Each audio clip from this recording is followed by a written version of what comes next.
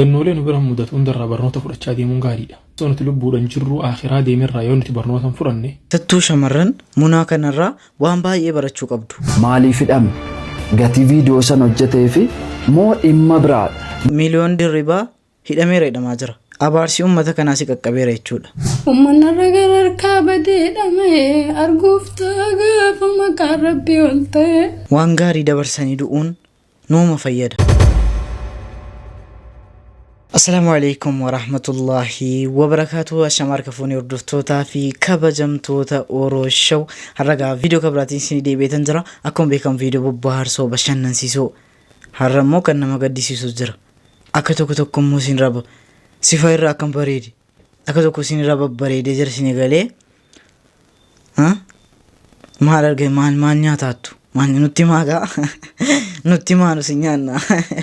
Warreen mugar channel kanatti haarawaa dhuftan channel kana irratti gaa subscribe lamaan qarshii tokko miskiinaaf lafa kaa'aa turre subscribe yeroo gootanu akka sadaqaatti isiniif lakkaa'ama. Namni tokko akka subscribe gochuun dhiisne jechuudha. Subscribe yeroo gootan wanti isin itti hirratu sin jiru.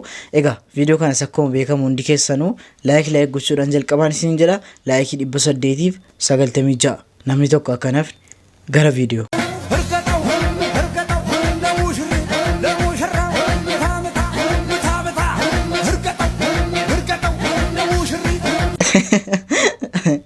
Ani wanta kana ni yaade akkamitti yaade beektu jaalallee isaa namni biraa jalaa fuudhaa yii akkasitti namarraan bahee dhaqee fudhataa natti fakkaata. Ilaala akkas caccabee moo of ajjeesuun barbaada. Qormaanni waan nadhaaleef qeensa hanga rifeensaa du'aan sokkuun barbaadani addunyaa kana keessa. Hiriyoonni koo gammadoodha kan waliin baane mana guyyaan dhiitee bariitu mijooftee hin beektu ana. Erga ba'ee galuun koo gaddaan saggoo koo cabsee akkan hin dubbannetti ilkee arraba koo dabse. Ani foon kiyyaatiin kuulamee lubbummaa farraqqisa. Eeyyee of ajjeesetan dachee kana lakkisa. Namoonni baay'een isaanii, namoonni danuun isaanii isaan keessaa kanan obse. Anqofti kanan beeku, madaakoo kanan dhokse. Silaa waan namaa beekta si gargaarurra caalaa hin hojjettuu isin jettuyyuu si abaara. Tokkoof baratee darba abjuun isaa dhugoome. Kaan immoo seenaaf faarsaa mul'anni isaa dhugoome. Utuun fira qabaadhee warra doolaaraaf kalee waa xiqqoon na deggaru bara xiqqaatuyyuu malee. Firri keessin gatu bar akkam taatuyyuu deegaa waa afaanittis dibata tuu jechaatuma si qeeqaa. Tarii hanga barbaaddetti xiqqaatus kan argattu rakkattullee qullaa buusteen salphattu. Koo garuu kanaa gadi qormaanni mana kooti nama naaf beekuun qabu xiqqaa kaaseen gamooti. Ganama kophaa baheen galgala honaa ciisa. Arraba ormaa meeqa utuun dhaga'uun dhiisa. Eeyyee ilkee kokkolfa malee keessi kiyyaa madaadha. Si'achi anaaf dachee jalan nagaadha. Jettanii wanta meeqaan kan kutaa jirtan abdii meen ariifatinaa jiran dacheen galgala qabdi. Inni hundaan qabeessaa addunyaan maqaa dha'u. Abbaan aangoo hidhatee bakka barbaade ga'u. Hiyyeessi homaan qabnis gorontoof qe'ee biraa lachanuu guyyaa tokko dacheera sokkuuf jira. Eeyyee lubbuu kee gatiin bitetti mootiin taasisiin foon kee. Gaaf tokko siqqoo jira konkolaataaf gamoon kee. Eeyyee abdii kutachaa karaa gubbaa dhaabachaa namni milkaa hin jiru guyyaa isaatti hin qaqqabaaf hin ajjeesin ture. Waaw. Abdiin kutatinaa. Walaloon kun gorsa baay'ee bareedaa ta'e akkasiniif laate abdiin qabaa. Maaliif hidhame? Gatii viidiyoo san hojjetee fi moo dhimma biraadha? Moo akkuma isin jettanidha dubbiin kun. Kanaaf gabaabaatti egaa wal argine booda balaan abiddaa maarkaatootti ka'ee jira. Balaan abiddaa gaafa maarkaatootti ka'u inni silumayyuu isinitti meen jira. Hojii humna balaa abiddaa waan akkasii natti fakkaata. Akkas keessa hojjeta. Sana booda mucaan kun maal ta'a? Boromtii sanaa bilbileetuyyuu bakka hojii tan bulee maal viidiyoo wajjiniin hojjenneen gadhiisne dheen gaafadhe. Sana booda maal naan jedhaa? Bakka hojiirran bule bakka balaa abiddaa sanan bule naan jedhe. Okay, akkasiin siin jedhee gaafadheen eeyyee garuu namaan walitti bu'ee viidiyoo maa waraabde naan jedhanii namaan walitti bu'ee yaada tokko naa kaase. Dubbii afaan. Egaa namoonni miliyoon dirribaa beektu yaada hundi keessanuu nama udaan nyaate. Afaanumatti dubbachuudha waan nama eelaayisu hidhameeredhaa jiru. Abaarsi nama harii kanaa, abaarsi nama uummata kanaa akka inni hojjetu kanarratti bara. ummata keenya isin jaallanna isin kabajna akkuma nu akka nama tokkotti teenyee haasofnu jechaadha. Isin amma fakkeenyaaf haqqeen irraa qabdu waan hin taaneen yeroon dabarsu waan hin taane yeroon isinitti himu yoo isin na abaartan na qaqqaba jechaadha abaarsi keessan. Kanaaf haqqii ummatuma Oromoo kana iddoo biraan deemu eeguu hin qabnu. Innaa lillahi wa innaa ilayhi raaji'uun. Obboleettii keenya Munaa Mahammad namni wallaaltan hin jirtanuu keessattuu ustaazonni garaagaraa Munaa Mahammad hin beektanii dhiyeenya kana gara biyyaa galte anaan akka obboleettii tiruutti natti siqxee waa hedduu waliin dubbataa turre har'a gara fuula Rabbii deemtee yeroo jedhanu jechaan dhabee dhugaa dheedhee fudhachuuttis natti ulfaate Munaa koo Rabbi rahmata siif godhu Rabbiin caffee jannataa keessa kaa'u obboloota koo obboleettii koo kana namoonni na beektan hundi keessa Rabbiin caffee jannataa keessa kaa'udha du'aa kadhaa fi Rabbiin araaramuu fi Munaan nama baay'ee akkam natti siqxudha nama sooshaal miidiyaa kanarraa jalqaba natti siqeenyaan walitti dubbataa turredha nama miidiyaa irratti baree natti siqxee waa'ee hedduu naa waliin haasaa turte Rabbiin caffee jannataa keessa kaa'u. Obboloonni koo kan beektanus Rabbiin kadhaa fi jechuuf viidiyoo kana waraabe Munaan ustaazonni hin beektu Munaa Mahammad dhiyeenya kana Dubaay irraa galte guyyaatiin galtu qabee sotoo dhuman jira eega biyya galte illee haasofsiisee ture har'a lubbuun si darbitee jirti. Jireenya gabaabduu kanaaf jecha wal jibbinaa hundi keessanuu obboloota koo Rabbiin naa kadhaa fi Rabbiin caffee jannataa keessa kaa'u baay'ee amanuuf illee baay'ee waan namatti ulfaatudha jechaan dhabe. Baay'ee tokko namatti ulfaata. Asirratti egaa Munaa kana namni waan ajaa'idhaan faarsu hin jiru. Baay'isoo jireenya keenya keessatti yoo waan gaarii hojjannee yoo waan gaarii nama gorsine darbine jechaadha. Hojii guddaa hojjanneera. Kisaaraadhuma waan hin taane uummata kana barsiifne gaafa darbine immoo hammam akka salphannu baraa. Munaa kana namoota baay'eetu akkasii waan gaarii dubbatti. Waan isiin jettee duute illee waliin dhiyeessanii baay'eesaa du'aa kadhataa jiruuf.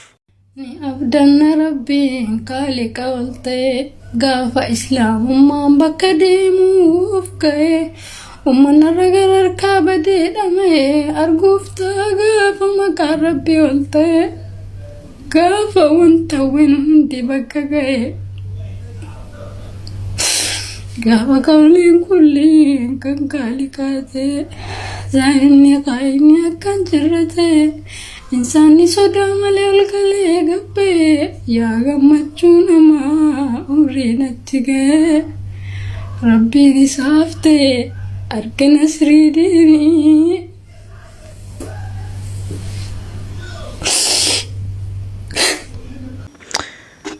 Egaa akkuma argitan baay'ee tokko garaa nama nyaata.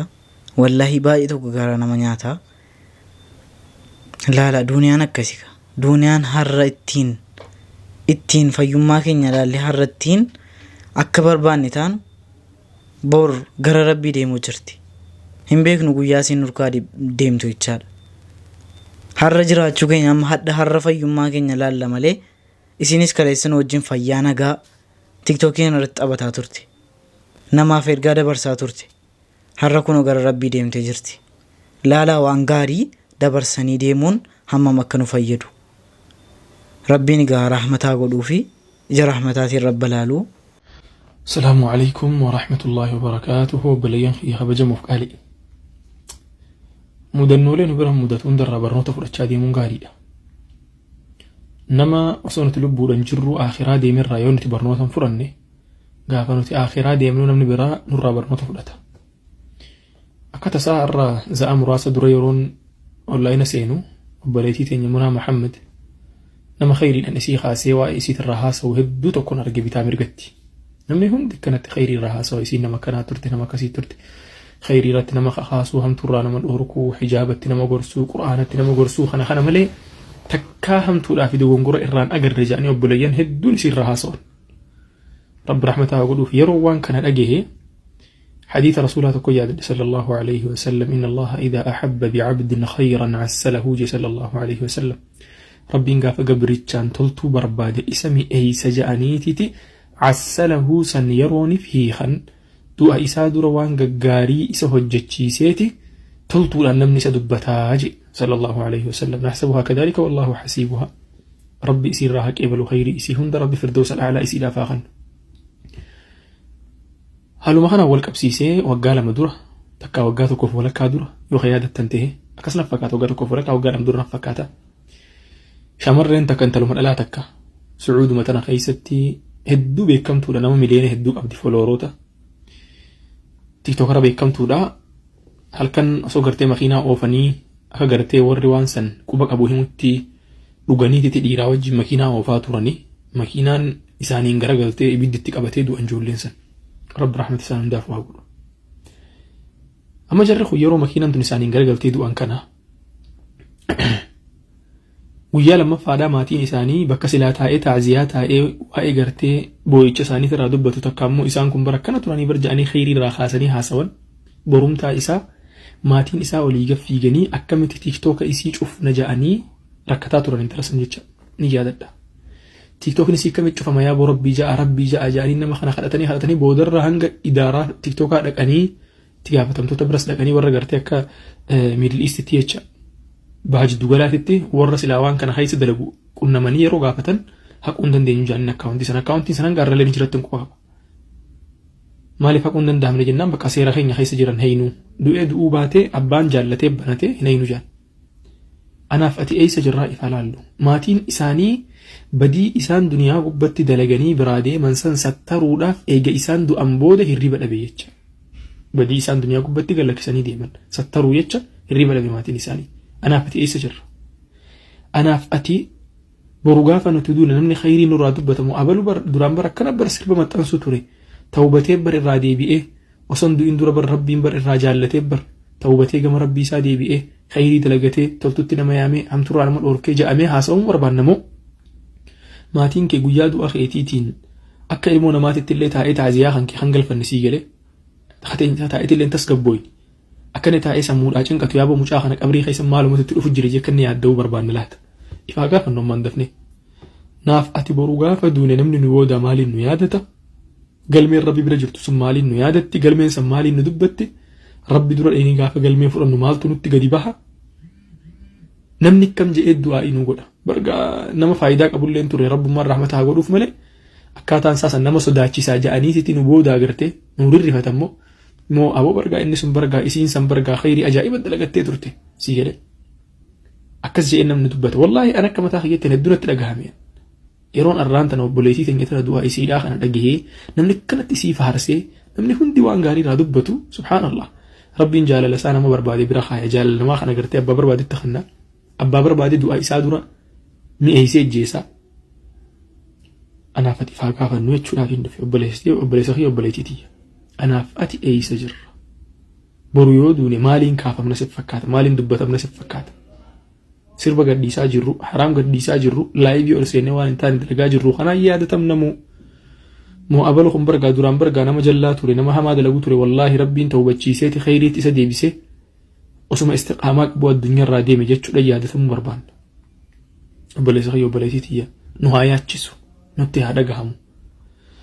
ربي خاتمان وهاتلشو وبليتي تنيلي منا محمد وانسين خيري شراك أتاترته هند ربي فردوس الأعلى خيسة ورت تنجمد إسيها تاسسو قالت إسي لا دتشدت على الرب غيرتي خيسي إيجو إسي لا فتاسسو إسين دنيا رات أمرت ديمتي خلاص فايل لي سيج فمي فايل لي سيجنا وان شراك أتى ليت قفا جبا فتى يوتلتو شراك أتى هو تجرات تنياتي تيم بشننتي أفورا بافتي يوم وان إسين دبر فتى وان قارين تهين نمر فتشي ساكنا ما يجتو يتشا waan gaarii dabarfattee argaa jirra waan gaarii dabarfattee dhagahaa jirra rabbii san haa qabuuf waan gaarii jenne san rabbii haa qabuuf firdawsa al'aalaadhaan rabbi galata haa galchuuf rabbii isii haa milkeessu shamarran keenyas warra khayrii irratti bobba'ee milkaa'u dhiira teenyas warra khayrii irratti bobba'ee milkaa'u rabbiin hundanuu haa taasisu إن أصبت فمن الله وإن أخطأت فمن نفسي ومن الشيطان وآخر دعوانا أن الحمد لله رب العالمين والسلام عليكم ورحمة الله وبركاته.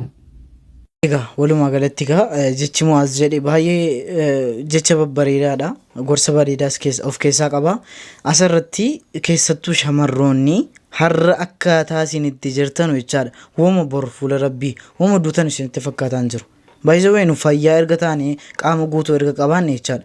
Du'umti nutti mul'atu. Kuni amala rabbiin nu keessa kaa'ee jiru. Hamma ta'een galuu rabbii yaadachuun dirqama. Rabbi kaatimaa keenya nuuf bareechuu viidiyoon irraaf qabadhee kana fakkaata. Yaada keessan koomentii jala naaf kaa'uun dagatina. Hamma viidiyoo kabiraatiin walitti deebinutti Orooshow. Bye.